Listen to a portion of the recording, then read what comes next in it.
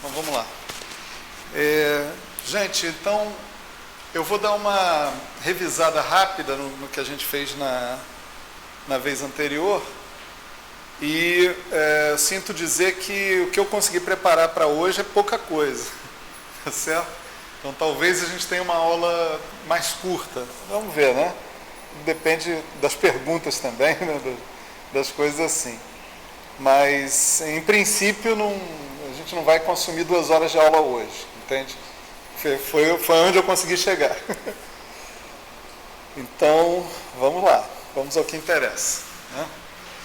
Então, na aula passada, a gente avançou um bocado na parte cinemática, né, da constituição da seção de choque para o espalhamento inelástico profundo, né?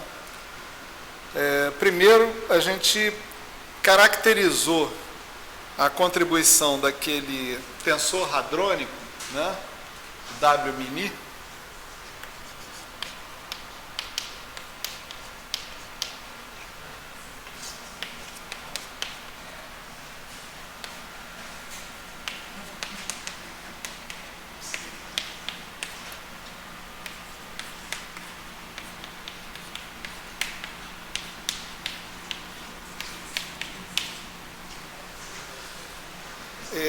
a gente entende que esse W-mini ele é uma função, em princípio, do QMI, né, do PMI, que são os momenta, a transferência de momento e o momentum do próton, né? E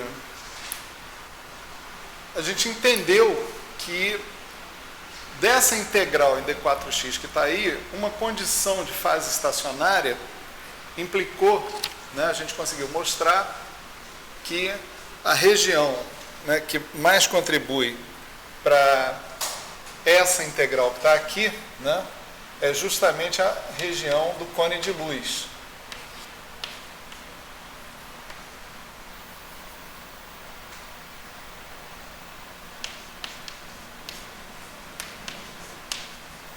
Tá certo?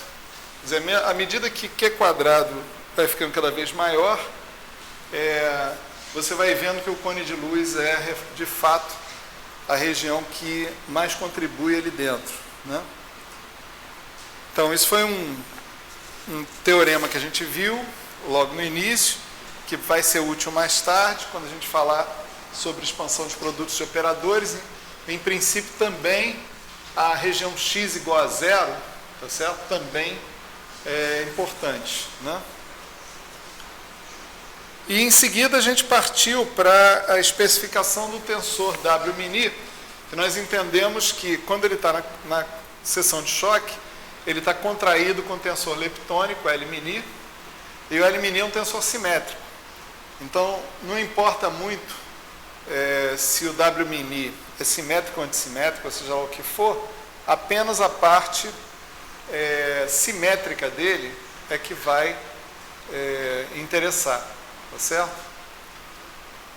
E aí, baseado nisso, nós fizemos uma decomposição tensorial do W-mini, usando 4 funções independentes, em princípio. W-mini, como um tensor simétrico, deveria ter 10 funções independentes, especificando. E aí a gente já, só fazendo isso, a gente já reduz para 4, e a gente impondo a simetria de calibre, tá certo? Dizendo que QMI W-mini igual a zero, basicamente, isso fez com que a gente reduzisse essas 4 funções desconhecidas para mais 2. Essas últimas 2 foram chamadas de funções de estrutura, tá certo? Do nosso espalhamento, e elas traduzem, né, a nossa ignorância sobre como é que um próton se estabelece em termos de quarks, né? Tá certo? Então, a gente conseguiu escrever esse W-mini como sendo um W1 de ni Q quadrado vezes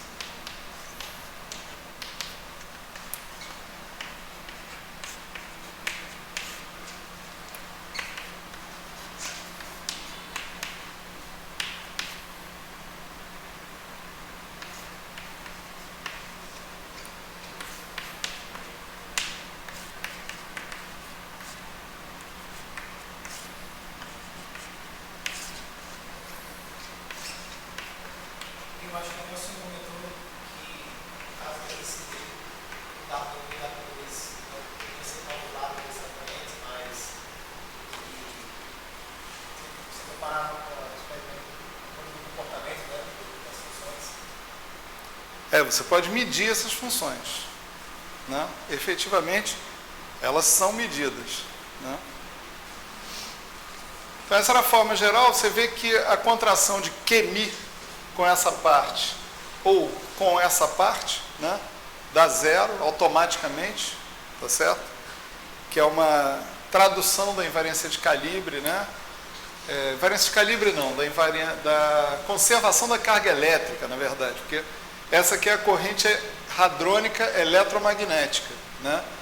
E você está impondo, o que você está impondo de verdade, quando você fala que QMi Wmi igual a zero, é que Dmi desse Jmi é igual a zero, né? Ou seja, que existe conservação da carga elétrica. Isso é uma consequência de uma simetria de fase global, né, do nosso sistema, né? Então, o Wmin a gente conseguiu mostrar que o Wmin era escrito dessa maneira, né? E aí nós voltamos para a seção de choque, calculamos, né? Foi uma conta longa, né? A contração do Wmin escrito dessa maneira, né? Veja que só tem duas coisas desconhecidas aqui, o W1 e o W2.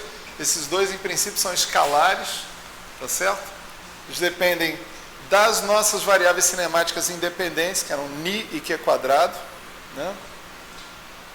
E aí a gente escreveu, a gente fez a contração desse Wmin com Lmin, trabalhou, né? Fizemos algumas aproximações relativas à alta transferência de momento, Q quadrado muito grande, né? Usamos referencial de laboratório também, né? E aí finalmente chegamos numa expressão surpreendentemente pequena, né, para a seção de choque, né?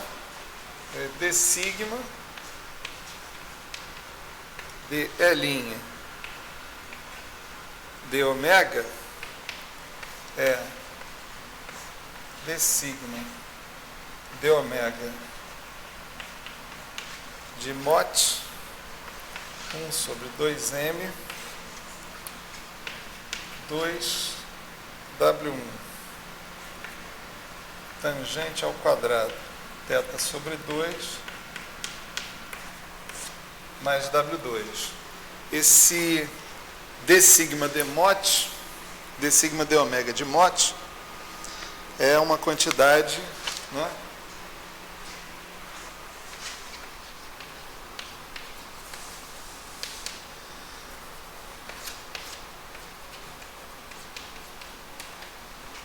que é escrita assim, como alfa 2 cosseno ao quadrado θ sobre 2 sobre 4 é 2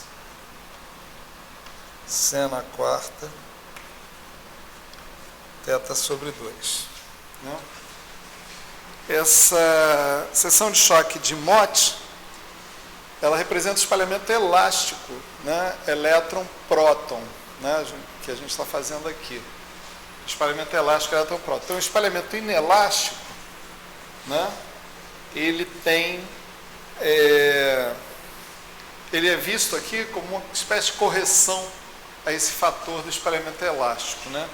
Essa correção sendo dada a partir das funções de estrutura, né? Que estão colocadas ali. Mas é tremendamente simples essa fórmula, perto do que a gente esperava obter desde o início, né? Diga. Dependem de Ni. Uhum. Hã? Não. Ni é Q escalar P sobre M2, né? Tá certo? Deixa eu pegar a definição do Ni aqui, que eu sempre esqueço. Só um minuto.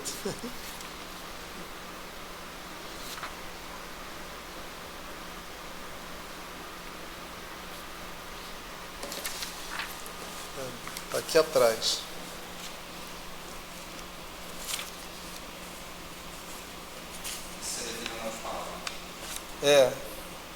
Q escalar P sobre M. Uhum. Tá? São os escalares independentes, né? A gente fez aquela tabelinha lá atrás, né? Então, você tinha K', P e supostamente P', né? Que é o momento da partícula do próton espalhado, alguma coisa assim, né? E você podia fazer todos os produtos escalares entre esses caras, e a gente notou que só tinha dois produtos escalares, Q² e Q escalar P, que eram efetivamente independentes. Os outros todos você podia escrever em termos deles, né? Então é esse tipo de coisa que a gente está usando, né? Aqui. Quando a gente diz que o W1 e o W2 são função de Ni e Q². Tá. Essa é a cara da seção de choque, né? E a gente ainda vai voltar para essa cara no futuro.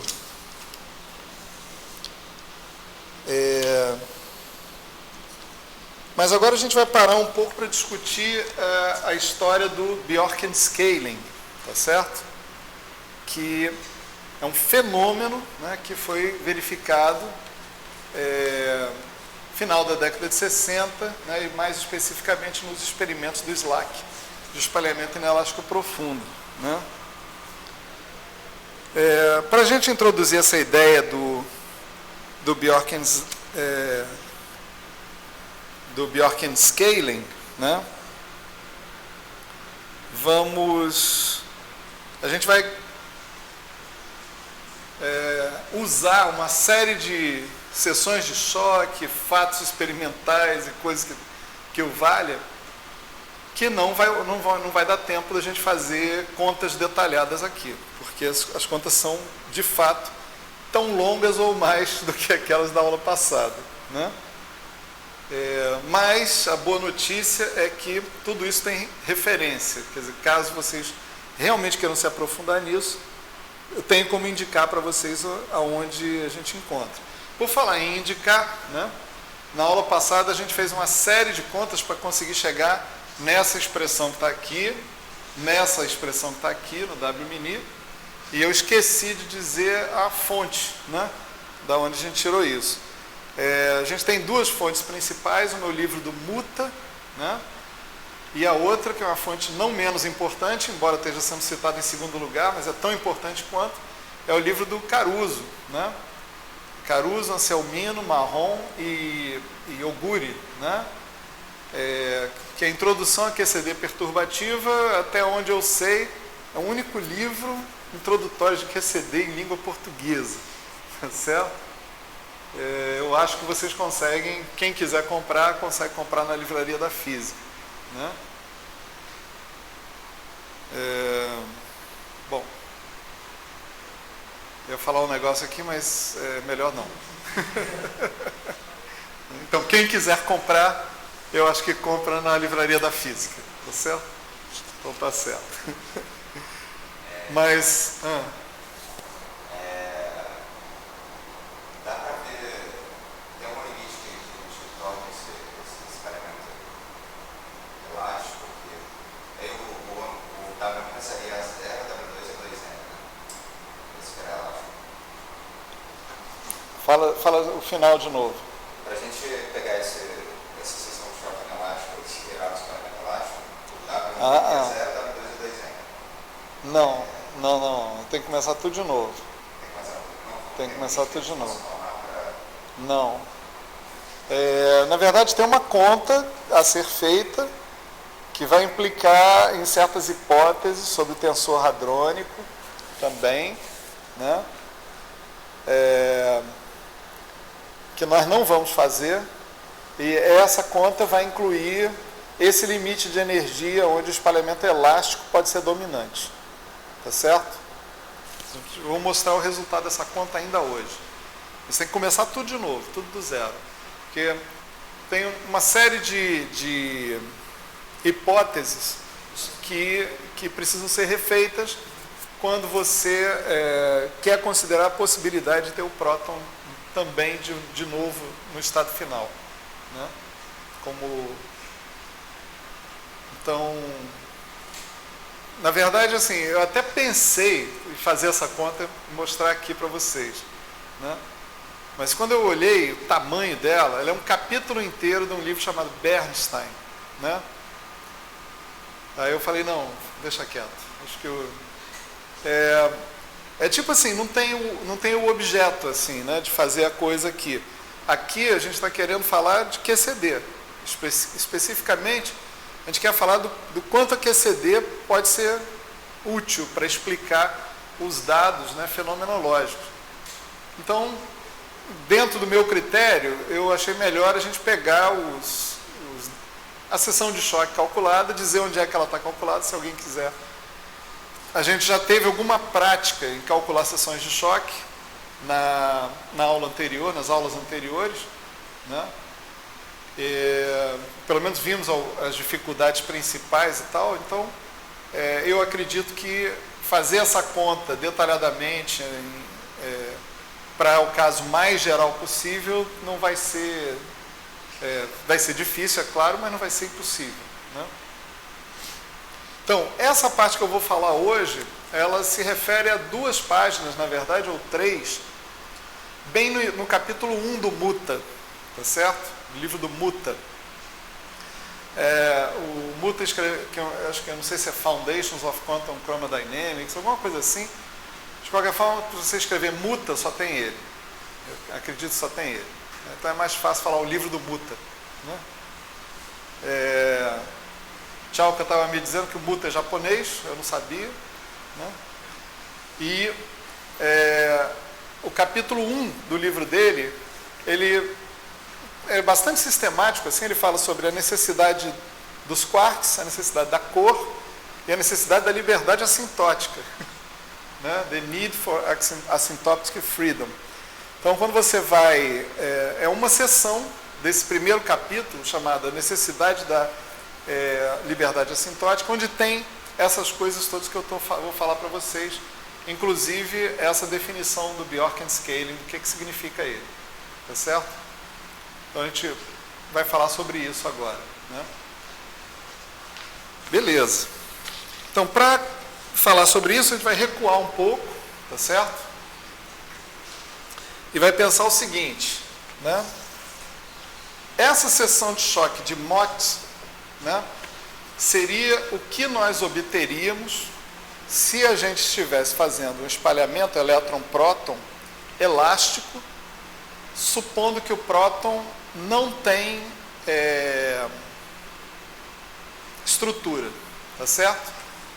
E supondo que na colisão no sistema de laboratório entre elétron e o próton, o recuo do próton é negligenciável, tá certo?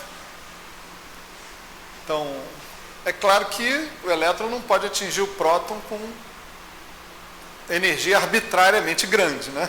Desse jeito, porque senão, de alguma maneira, o recuo do próton vai ter que ser levado em conta, né? A ideia é assim, o próton é 1000 vezes mais pesado que o elétron bate e quem se dá mal é ele, né? Quem vai para o outro canto é ele, né? Claro que isso é uma aproximação, o próton recua, mesmo tendo uma massa muito grande, né? E quanto maior for a energia do elétron que está incidindo, maior vai ser esse recuo. Então, essa aproximação deve falhar em algum momento, mesmo para espalhamento elástico, no limite de altíssimas energias, né? Mas essa aproximação no limite de baixas energias, pelo menos, né, ou de Q quadrado não infinito, né, pode até ser grande, mas não infinito, é uma boa aproximação para o espalhamento elástico elétron-próton, tá certo? A seção de choque de Mott, né? Como eu disse, isso pressupõe que o próton não tem estrutura, que o próton é uma partícula pontual, né? Se você supuser que o próton tem uma estrutura, e aí você pode pensar nesse espalhamento elástico, tá certo? Da mesma maneira, né? Só que aí o buraco é mais embaixo, né?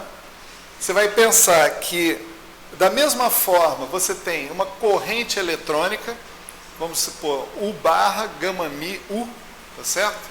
Que é a corrente associada com elétron, inicial e final, né? O barra de K', gama mi, U de K, né? Os dois momentos dele. E você tem uma corrente hadrônica, né? Que você pensa que é uma coisa assim. P, J mi de 0, P. Claro que aqui, provavelmente, é um somatório em lambda de um meio, né? Das polarizações. E o estado P deve incluir essas polarizações também. Isso está dentro daquela notação que a gente introduziu, onde a gente despreza as polarizações, né? Esse cara que está aqui, você vai supor que está associado aqui com um certo espinor do próton, né? Espinor de Dirac associado ao próton, né? Alguma coisa, espinor de Dirac associado ao próton inicial e associado ao próton final. Observa que o momento P é o mesmo no início e no final, ou seja, ainda estou pensando que tudo vai na conta do elétron, tá certo? Aqui no meio, o que a gente introduz? A gente introduz o que é chamado de fatores de forma. F1 de Q quadrado, gama mi, mais F2 de Q quadrado e sigma mi Q mi, né? Esse Q quadrado grande, né, é menos Q quadrado, que é uma santa notação para não ficar com esse menos aí enchendo o saco, né? E por que esses fatores de forma são colocados desse jeito? É um pedaço dessa longa discussão que tem no livro do Stewart, tá certo? Se não me engano, capítulo 5 do livro do Stewart. Tá? Demora um pouco para a gente chegar nisso aí, né? Mas se chega. F1 e F2, o nome técnico que é dado para esses caras é fatores de forma. Aí você vai fazer o seguinte, você vai pegar, substituir isso que está aqui, né, no tal tensor hadrônico que você estiver construindo, né, impor uma série de condições, e uma delas provavelmente a própria invariância de calibre, né, trabalhar e vai chegar numa seção de choque que, mais uma vez, é a seção de choque do Mott, né, vezes um cacetão de coisa aqui. Você chama de Gm de Q quadrado Q2 sobre 2m2 tangente ao quadrado θ sobre 2 mais Ge de Q quadrado mais Gm de Q quadrado Q2 sobre 4m2 1 mais Q2 sobre 4m2 sobre E'. Esses Gm e Ge, eles são certas funções desses fatores de forma originais, como a gente pode supor, né? Eles são Gm de Q quadrado é F1 de Q quadrado mais 2M F2 de Q quadrado e GE de Q quadrado F1 de Q quadrado menos Q2 sobre 2M F2 de Q quadrado, tá certo? Esses aqui, né, são chamados fatores de forma elétrica, magnético e elétrico. O M é magnético, o E é elétrico, né?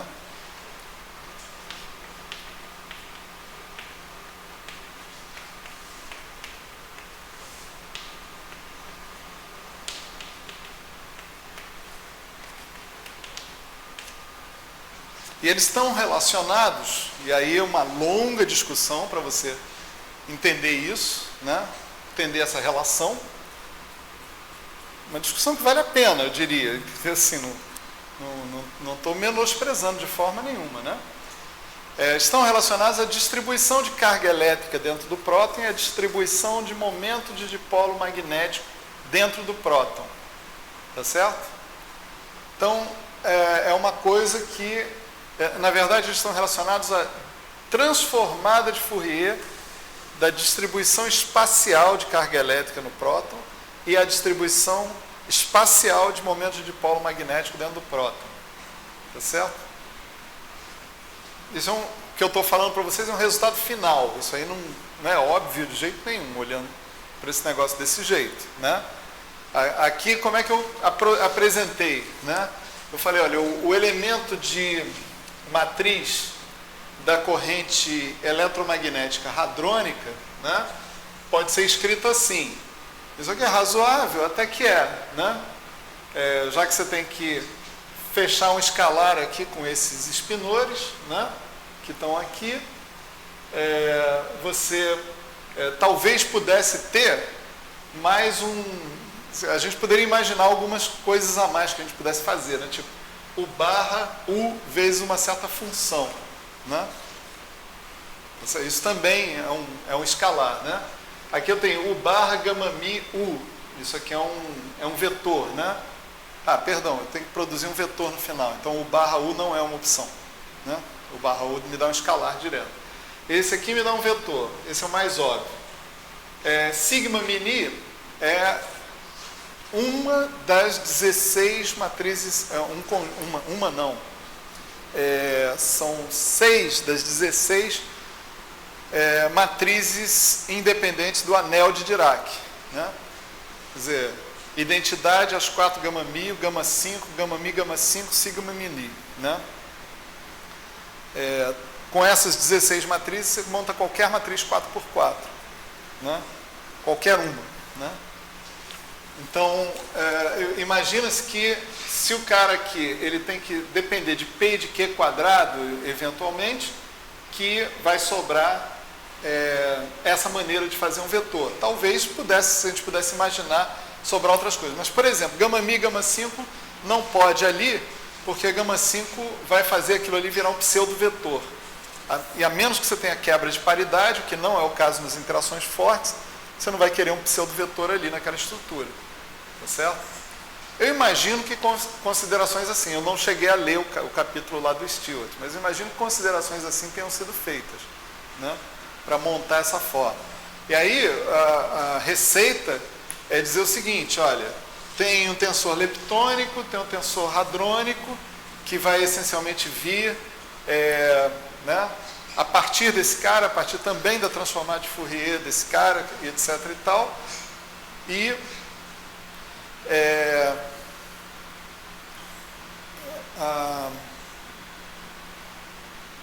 você substitui o negócio naquela conta e faz aquele delírio todo que a gente fez na aula passada.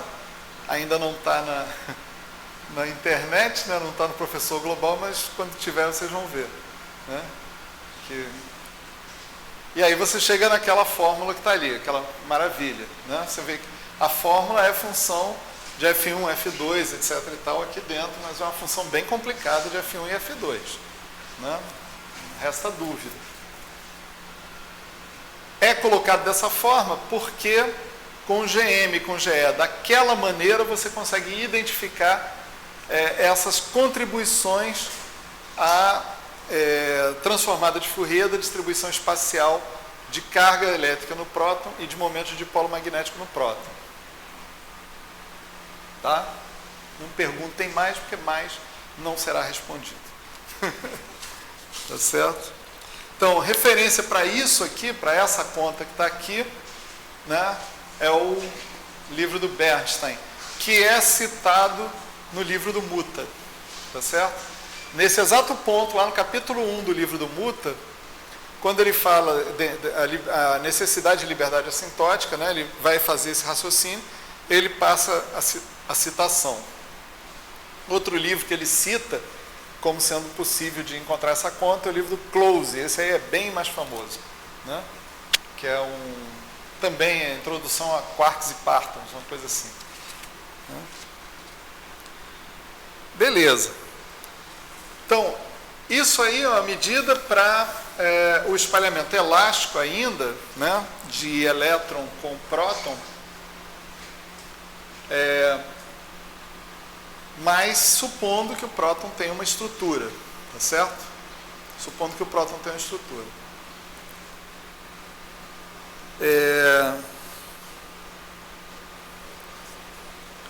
Então você pode esperar o seguinte: o que você poderia esperar desses fatores GM e GE, né?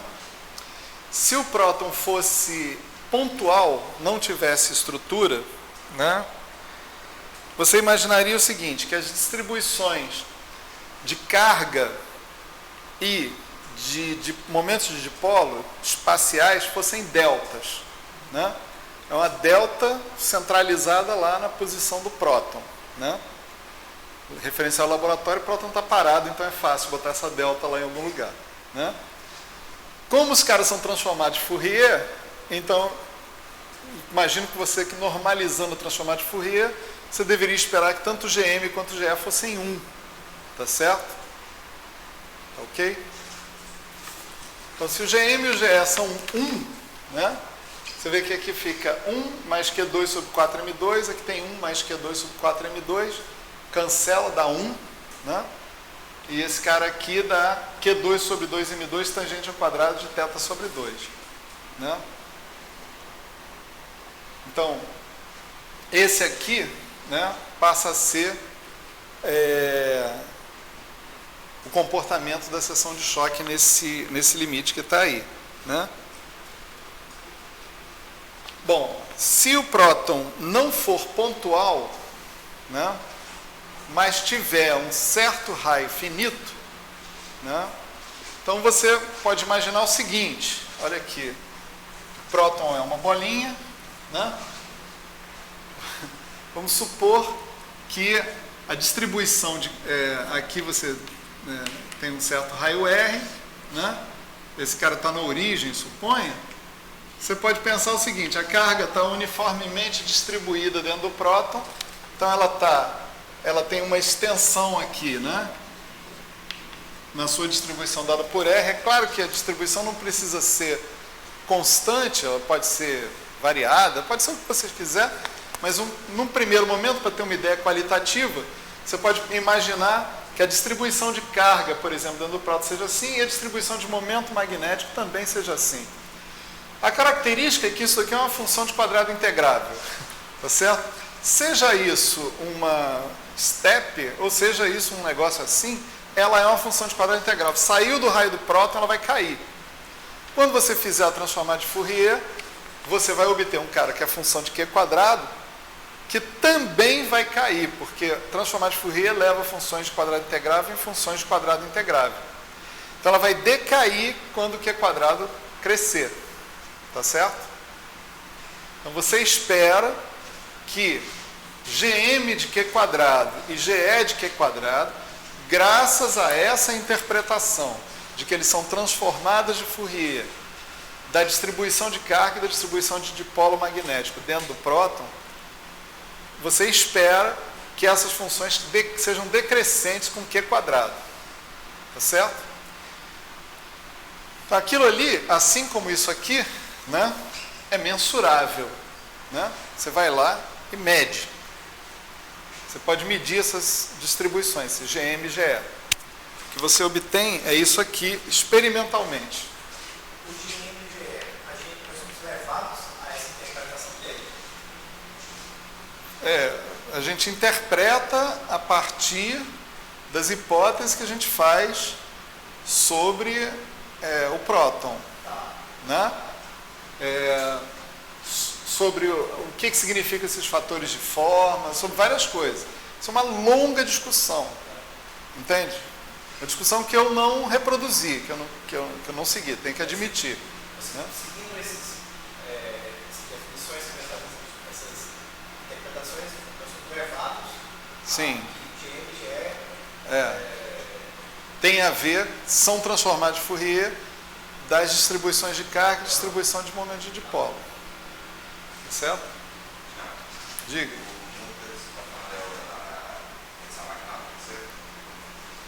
Não, muta que eu estou falando é uma edição velha pra cacete. Da década de 80, eu acho. Né? Mas eu imagino que ele não vai tirar isso da jogada, não. Que ele vai continuar citando isso. Você está com o muta aí aberto? Dá uma olhada aí. Dá licença, telespectador, só um minuto. Ops, não, eu ia virar para cá. Tá bom. Essa é a edição mais nova? Então baixa aí. eu acho que é no... Pode clicar. Capítulo 1. Tem uma foto ali. É esse quarto confinamento. Need for Asymptotic Freedom. Ah, tá. Encontrei de Tem foto dele. Ops, aqui. Ele está citando a mesma coisa. Bernstein e Close. Tá? É isso aí. Só confirmando para todo mundo, né? Para quem estiver assistindo. Tem muita gente assistindo, hein? Tem o Matheus assistindo, por exemplo. Né? Então, precisa de confirmação. Alô, Matheus. Jefferson, né? Pô? Pois é. Alô, Jefferson. Eu estou com saudade do Matheus, mais saudade ainda do Jefferson. Faz mais tempo ainda que eu não vejo, né, o Jefferson. Então, voltem logo, vocês dois. Todo mundo em fevereiro. E atividade formativa de verão, hein? Não percam. Bom, vai ser gravado. Eu espero que sim. Depende do Tchalka, né, cara? Então, confirmando, né, na nova edição do Muta, essas referências que eu estou citando aqui são citadas também. Então, pode ficar tranquilo de pegar a nova edição do Muta. Né? Não tem problema. Então, do ponto de vista experimental, né?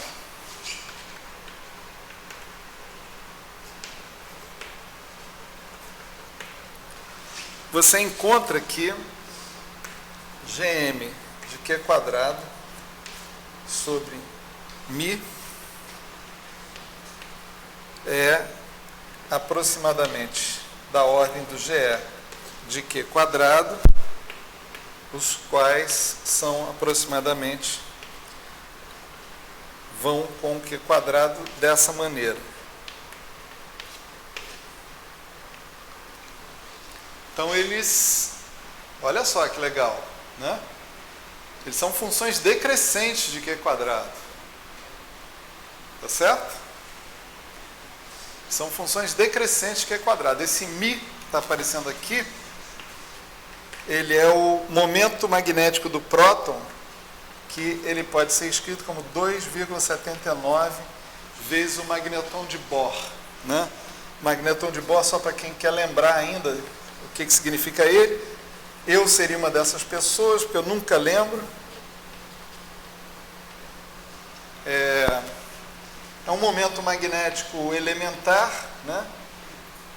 Tá certo? Em termos da massa do elétron aqui embaixo. Tá certo? Então, o momento magnético do próton é 2,79 magneton de Bohr. Ele aparece aqui, né, para dar uma questão dimensional entre o eletromagnético e o magnético, o elétrico e o magnético.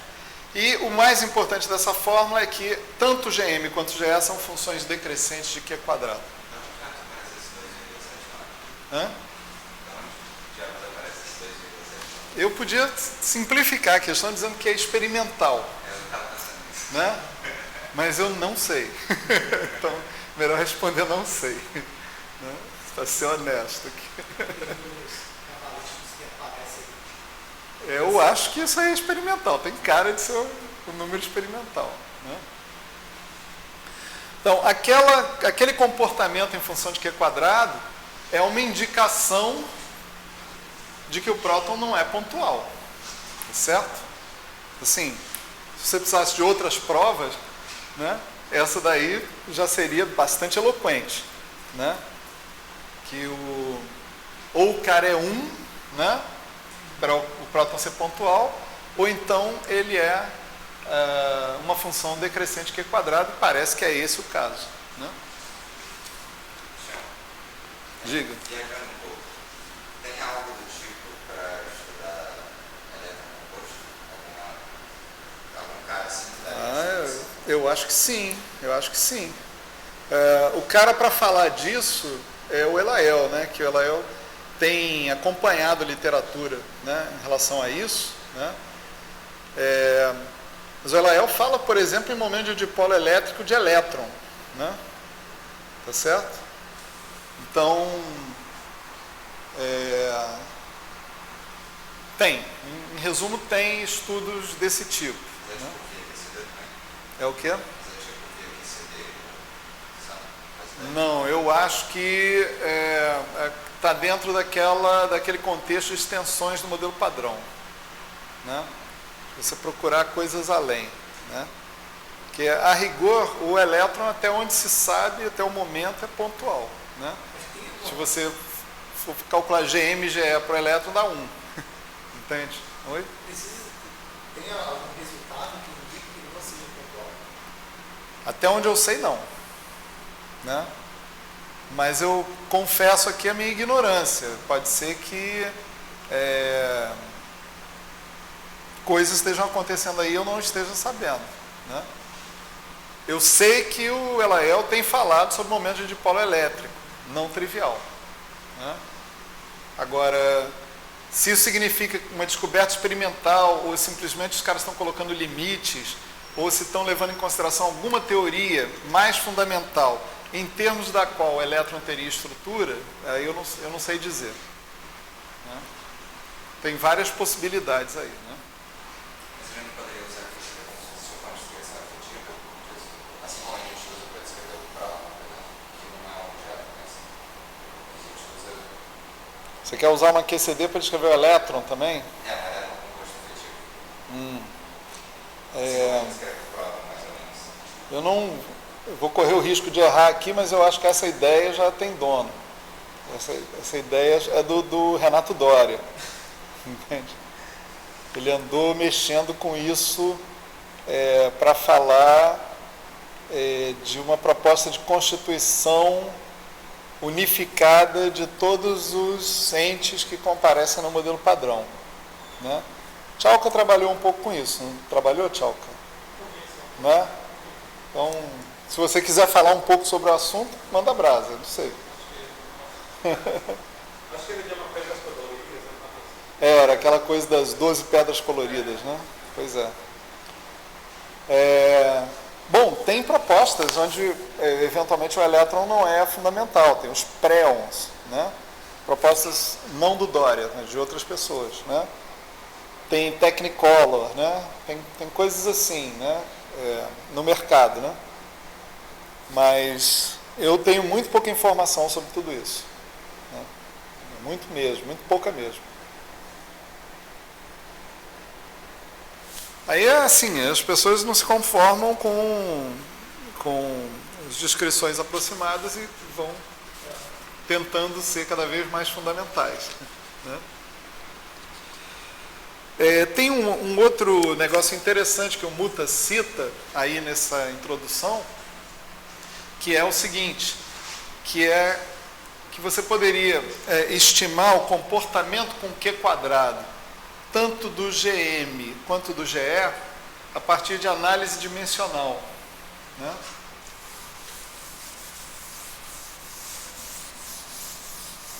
Aí tem a referência também, pelo menos na edição que eu conheço, tem a referência onde o cara faz isso. E olha que legal. A análise dimensional estima que o comportamento tanto do GM quanto do GE, de acordo com o número de constituintes que eles tivessem, iria com Q² elevado a 1 menos N.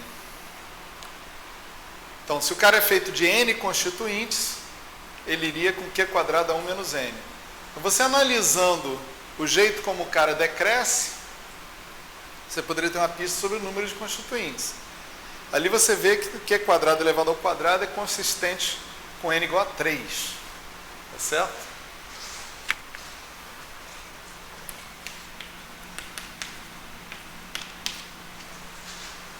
Certo? Eloquente, né? Mais um resultado experimental, agora impactante para o nosso estudo aqui, é o comportamento das funções de estrutura, que eu acabei de apagar, tá certo?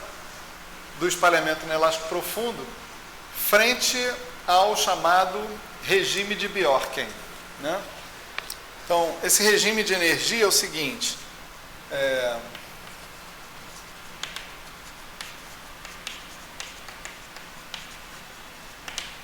ele é Q² tendendo a infinito, μ tendendo a infinito, com si dado por Q² sobre 2mν fixo. Certo? Então você aumenta o Q², aumenta o Ni, mas você mantém a razão entre eles constante. Certo? Nesse limite, o que foi medido, né,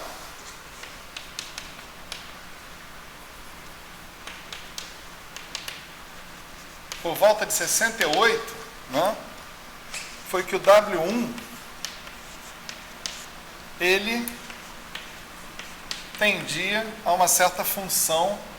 Eu estou colocando F1 aqui, mas eu deveria mudar, vou chamar de A1. A1 de Xi. F1 acho que confunde com aquele F1 que está ali, né?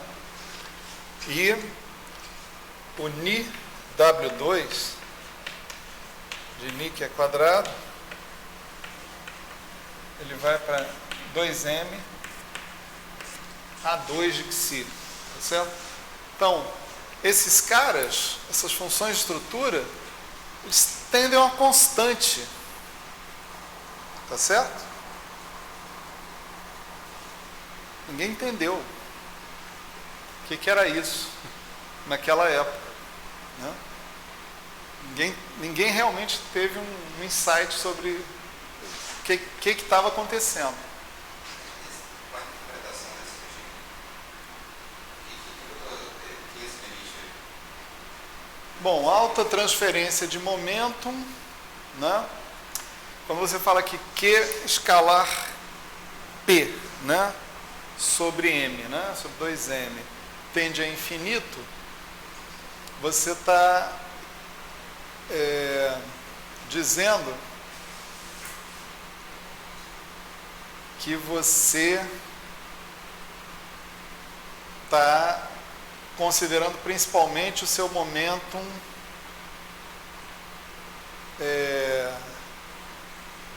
o baixo momentum transversal, né? Não é isso? Nós estamos tendo a mesma razão entre o momento transversal e o momento transferido. E aí, se você joga o momento transferido para infinito, o transversal também vai. Se você acabar deles. Mas Q escalar P é um momentum transversal? Não, né? Ah, não, É o momento longitudinal, é o momentum frontal, né? Tá certo? É uma coisa assim. Você tem baixo momento transversal. Você está colocando quase todo o seu momento na direção do choque. Pelo menos se a gente estivesse falando de vetores, trivetores, né?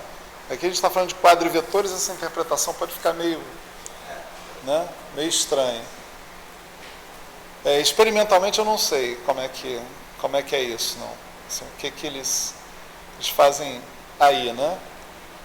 Mas também não sei quem deu na cabeça de medir o comportamento das funções de estrutura nesse limite, né? Mas uma vez medido, vamos e venhamos, é um negócio estranho, né? Eles tendem a constantes, essencialmente, né? Como constantes determinadas como função desse xi. Essas constantes podem variar se você variar o xi, né? Imagino que você possa até fazer um gráfico, né? Em função de xi, você fixando vários valores de xi, né? E vendo. Então isso aí é um fato experimental. Isso aí aconteceu no SLAC por volta de 1968, tá certo? E o cara que desvendou o segredo, ou pelo menos indicou o caminho para desvendar, foi o Feynman, né? O Feynman falou o seguinte: olha, isso daí eu posso entender esses resultados se eu estiver lidando com um próton que é essencialmente composto de partículas pontuais não interagentes. Partículas pontuais é como se ele fosse uma sacola de partículas que não tomam conhecimento uma da outra, que é como se fosse um gás, assim, né? Um gás ideal, né? Partículas que não interagem uma com a outra. Então, o elétron vai interagir com uma dessas partículas e essa partícula não vai interagir com mais nenhuma, né? E aí o Feynman fez uma conta parecida com essa que eu vou mostrar aqui para vocês agora, pelo menos os passos grotescos dela, né? Assim, sem detalhes, né? E mostrou que esse comportamento do Bjorken scaling podia ser atingido se você fizesse essa hipótese, né? Então, para entender um pouco essa hipótese, né, você pode pensar o seguinte, né? Imagina que vamos voltar à situação de que o próton seja pontual, né? Então, se o próton é pontual, vamos colocar aqui Gm e Ge igual a 1, né? 1, né? Então, próton pontual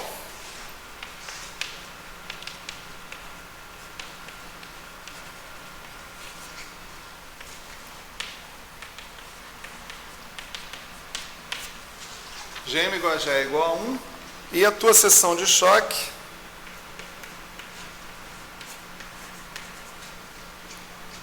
é a seção de Mott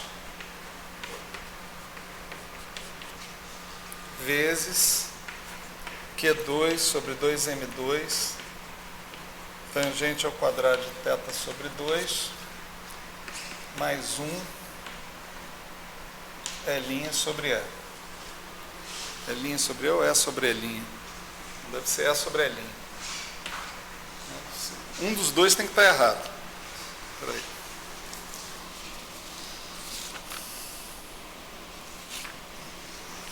Linha sobre E.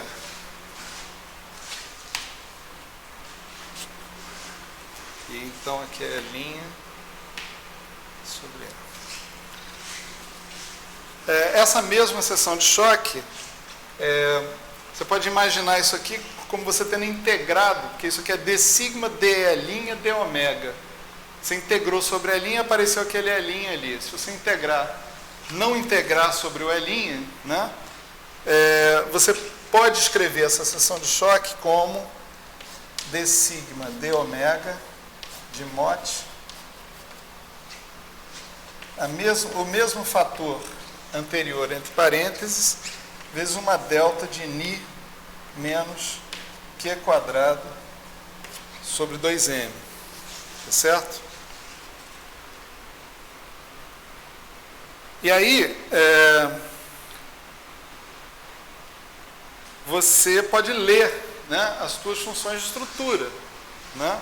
Teu W1 e teu W2, de uma situação como essas, né? Você vai ter W1 e W2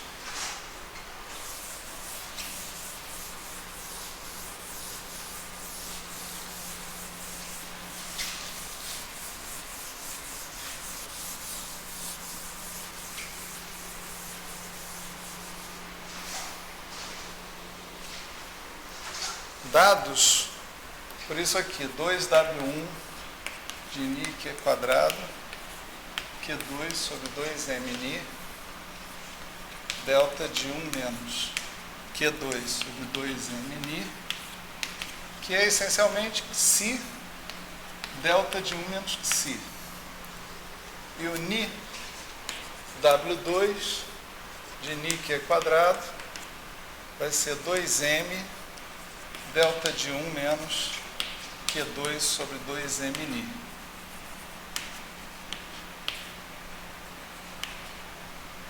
Que é 2m delta de 1 menos Ψ.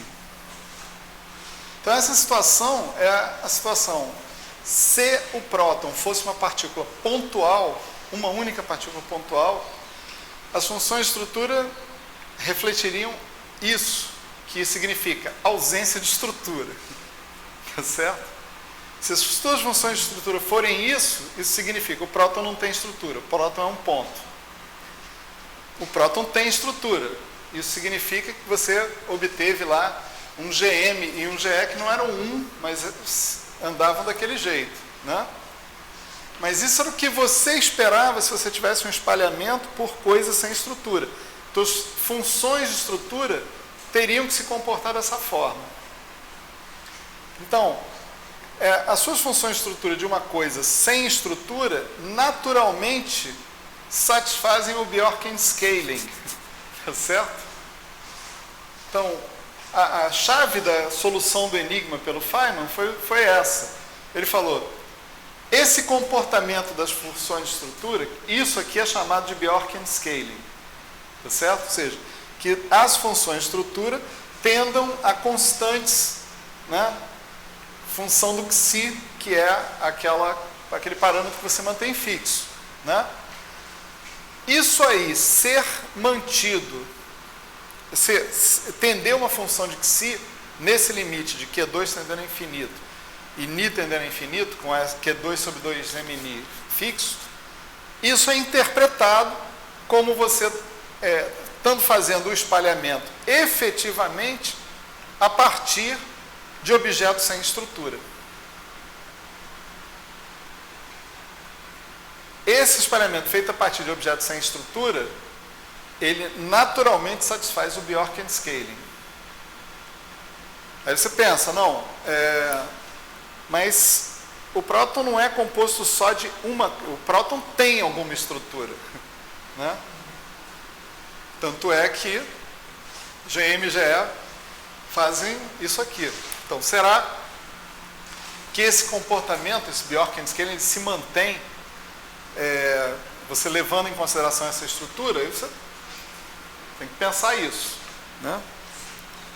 Então, vamos imaginar o próton, né, como uma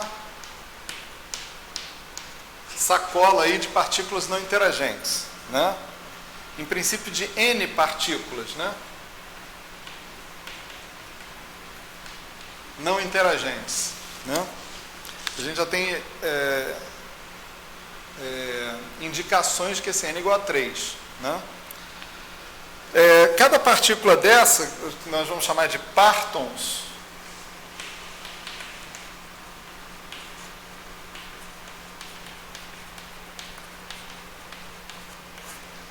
tá certo? Vai carregar uma fração do momento que você vai chamar de Xi, tá certo? Uma fração do momentum do próton, né? E vai ter uma fração dessa grandeza Ni, né? Que é a transferência de energia, que é Pi escalar Q sobre MI. O MI também, né, vai ser uma fração da massa do próton, a mesma fração da massa do próton. Então esse Ni, em princípio, vai ser Ni, né? Então,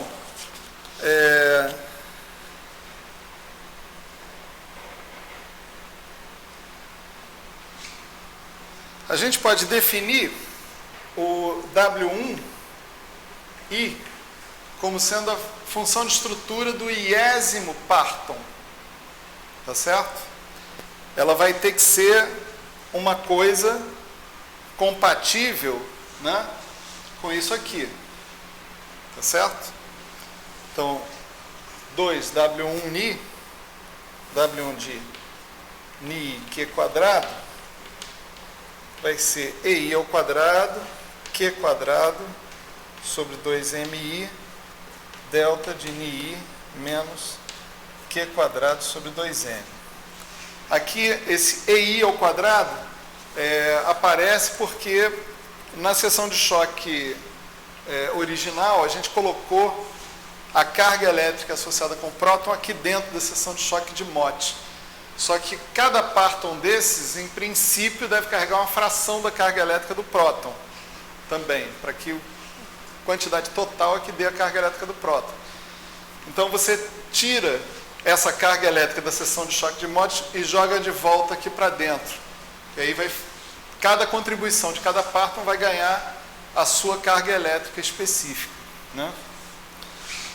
Então, dado que cada Parton contribui com isso daqui, a ideia é que a função de estrutura completa, né, ela possa ser obtida assim, somatória em N, de P de N, onde P de N é a probabilidade de você ter o seu próton composto por N Partons. N C1, C2, C3, C4, assim por diante, né? Depois um somatório de I tá igual a 1 até N, da integral entre 0 e 1, dxi, Fn de xi, eu já digo o que é isso, W1I de Ni Q quadrado. Esse Fn de xi é a probabilidade, ou a função FDP, né? Função de distribuição de probabilidade, associada com a fração xi ser conduzida pelo iésimo Parton. A fração xi do momento ser conduzida pelo iésimo Parton. Tá certo? Você não sabe que fração do momento cada Parton está conduzindo. Então, o que você pode fazer é associar uma probabilidade de cada Parton conduzir essa fração e integrar sobre todas as probabilidades usando uma função de distribuição de probabilidade. Tá certo? Hã? Produto de N integrais.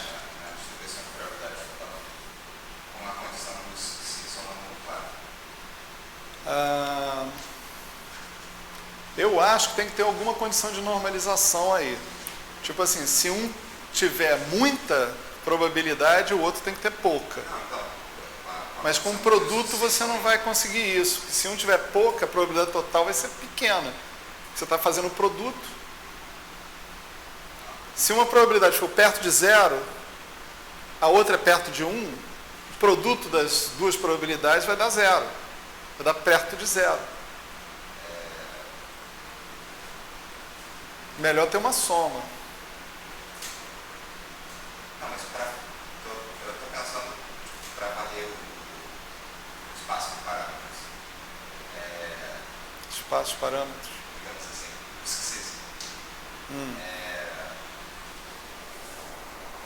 Os que vocês não estão variando individualmente. Porque aí a gente está somando eles, mas a gente está fazendo essas integrais com coisas independentes em cada um dos Implícito está que a soma de todos os xis tem que dar 1. Né? Quer dizer, o momentum total carregado pelo conjunto dos N partons tem que ser o momentum P do próton. Sim. Então eles não são independentes assim uns dos outros. Mas se a gente está somando as integrais, elas são independentes. Somando as integrais. Estou somando uma integral de C1 e uma integral de C2. Tá, aqui o que você está calculando aqui, né, é um valor esperado, né, para cada I, tá certo? É um valor esperado para cada I da função de estrutura. Só que é o tal negócio. Se você tiver certeza que o momentum daquele parton fosse PI, você não precisava dessa integral. Ah, você pegou o padrão individual, tá? Você não precisava dessa integral. Mas você não tem certeza disso. Então, o que você pode falar, né? Veja que você está querendo falar da função de estrutura do próton como um todo. Tá certo? Então, para cada parton, né, a contribuição da sua própria função de estrutura vai ser na base do valor esperado em cima da probabilidade dele exibir a fração psi do momento. Tá certo?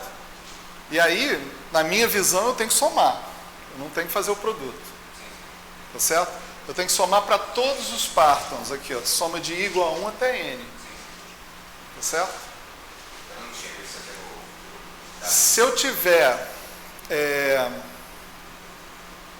incerteza também sobre esse N, aí eu tenho que também botar um fator de probabilidade. Eu não sei se eu tenho 3 ou se eu tenho 4, ou se eu tenho 5. Então eu boto a probabilidade ali, P de N, né, e soma sobre N também. O que eu quero dizer é o seguinte, essa fórmula é razoável, só isso, entende? Pelo menos ela sempre me pareceu razoável, né? Ela não tem uma prova dela, né? Assim, matematicamente eu chego e digo que é assim. Não. A minha hipótese que está por trás é que cada parton desse não interage com os outros. Então, se ele for sorteado com uma fração psi do momentum, do próton, ele vai ficar com essa fração psi, entende? Ele não vai trocar essa fração com os outros partons. Ele pode trocar com o elétron, que está interagindo com eles lá.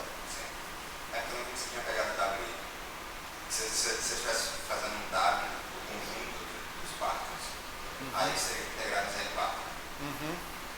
Mas o W faz.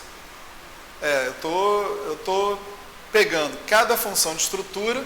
A função de estrutura do iésimo parton é uma função de estrutura como essa, que é uma função de estrutura pontual, né? Trivial, né? E estou tentando considerar a situação em que eles não interagem uns com os outros e eles todos têm que ser levados em consideração com frações arbitrárias do momento, podendo ser atribuídas a cada um. Certo? Então, a gente tem uma expressão como essa para o W1, tem uma expressão parecida para o W2, né? E o interessante aqui é, se você pegar esse WI, que está aqui, e substituir aqui, né? Esse W1, né? Ele vai tender a uma coisa que é assim, somatório em N de P de N, somatório I igual a 1 até N, I ao quadrado, Fn de Xi, e não mais que Xi. E isso aqui é uma certa função que eu posso chamar de A de Xi, ou A1 de Xi, tá certo? Coisa parecida vai acontecer com W2. Eu vou propor uma função de estrutura W2i por parton também. Vou propor uma constituição parecida para o W2 aqui e vou obter a mesma coisa, tá certo? Então, se eu tiver uma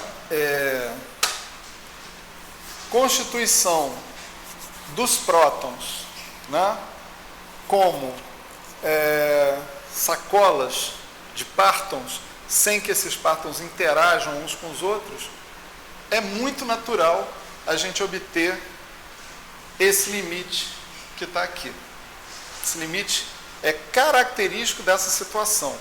Isso não significa, por exemplo, que se você fizer essa experiência para Q² finito, vamos dizer assim, para Ni finito, né? Se você fizer para coisas, você vai obter outras coisas. Você vai obter uma coisa que é a função de Q², função de Ni, etc. e tal. O negócio é no limite, porque nesse limite a ideia é que o elétron incidente esteja interagindo apenas com um desses partons. Tá certo? Então, nesse limite, esse elétron é capaz de passar através da nuvem de pions que cerca o próton, tá certo? O próton interage lá nuclearmente, né, com pions, etc. e tal. Então, o elétron vai passar, o elétron altamente energético vai passar e vai interagir com um desses partons que estão ali. E quando ele interagir com esses caras, ele está interagindo com caras pontuais.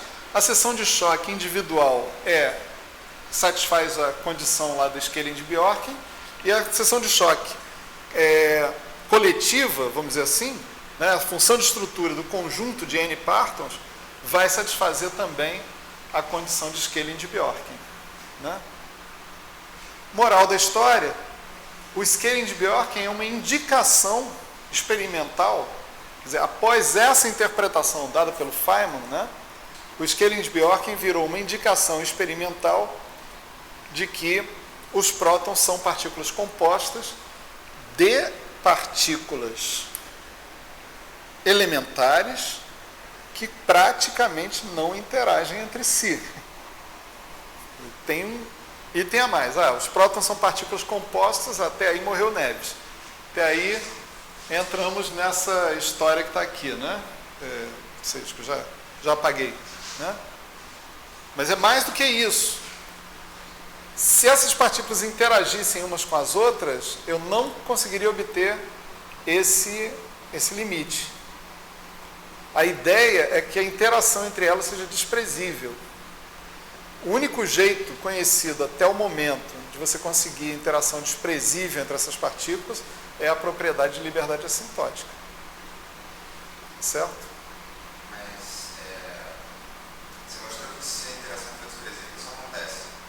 Tem a volta. Se isso acontece, a interação é desprezível. Não tem a volta.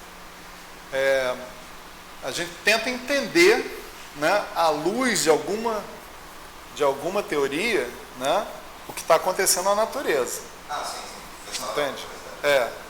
Não é um ser somente ser de jeito nenhum. Entendeu? Isso não fecha a porta para outras possibilidades, né, teóricas, né, que você possa imaginar. Se você está dizendo assim, não, isso aí exclui qualquer coisa que não seja isso. Não me parece que seja o caso. Né? Esse modelo naufragou. Hã? Esse modelo de partons. Não, ele não naufragou. Ele é um modelo vigente. O negócio é o seguinte, vamos lá. Em 1968, embora o Gell-Mann não admita, hoje, o Gell-Mann morreu, né? Então não tem mais o que admitir, então tudo bem. Estou livre para caluniar o Gell-Mann à vontade. Coitado do Gell-Mann, valeu Gell-Mann.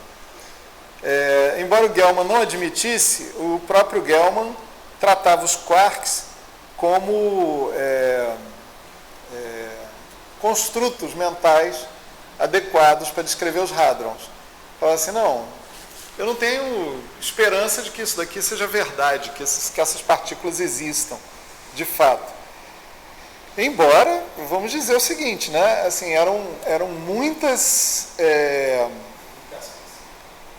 coisas bem-sucedidas que os quarks conseguiam, né? A gente viu várias delas aqui, né, ao longo desse curso, né?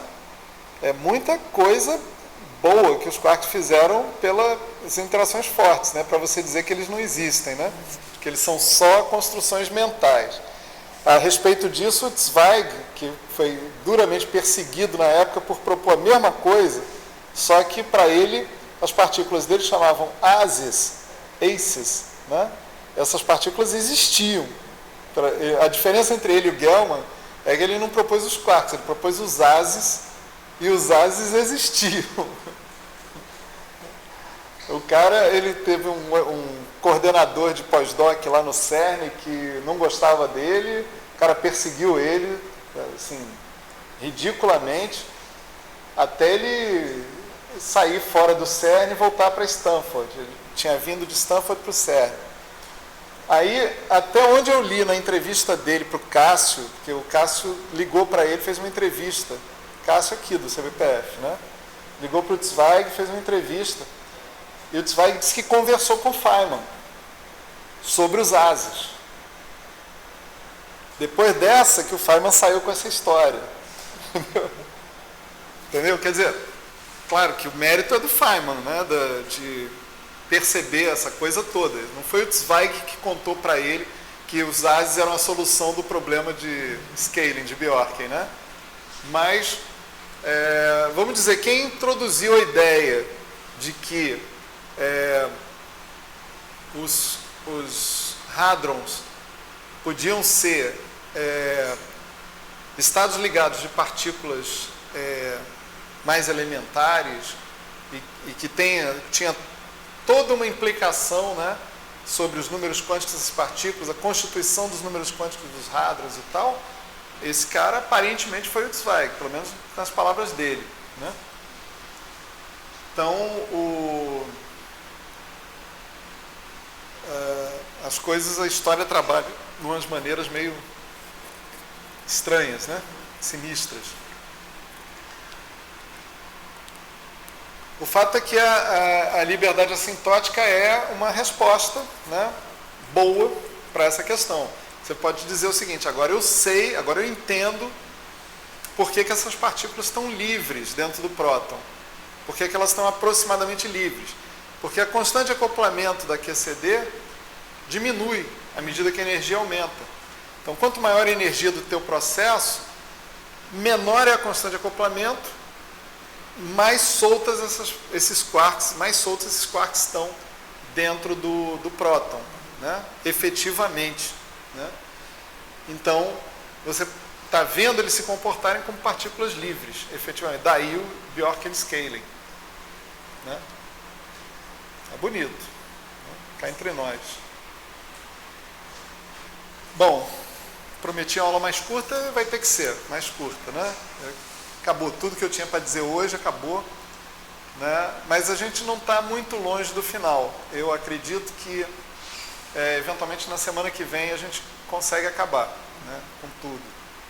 Não sei se vocês vão estar por aí. Depois a gente conversa, quando tiver desligado a câmera, né? Mas o que está faltando agora é a gente falar de um outro tipo de experimento, que é a aniquilação de elétron-pósitron em hadrons, né? É um processo E mais E menos indo em hadrons, que tem também um bocado de coisas para ensinar para a gente, principalmente no que diz respeito ao papel do cone de luz e da expansão de produtos de operadores, tá certo? E essa vai ser a penúltima coisa que a gente vai ver, e depois nós vamos ver a conexão entre a expansão de produtos de operadores e o scaling de Bjorken, tá certo? E aí eu acho que esse semestre é tudo que eu consigo atingir, né? Pelo menos é a mesma coisa que eu atingi no semestre, na atividade formativa de verão de 2017. Certo? Então, segunda a gente se vê de novo, né? E é isso aí. Valeu.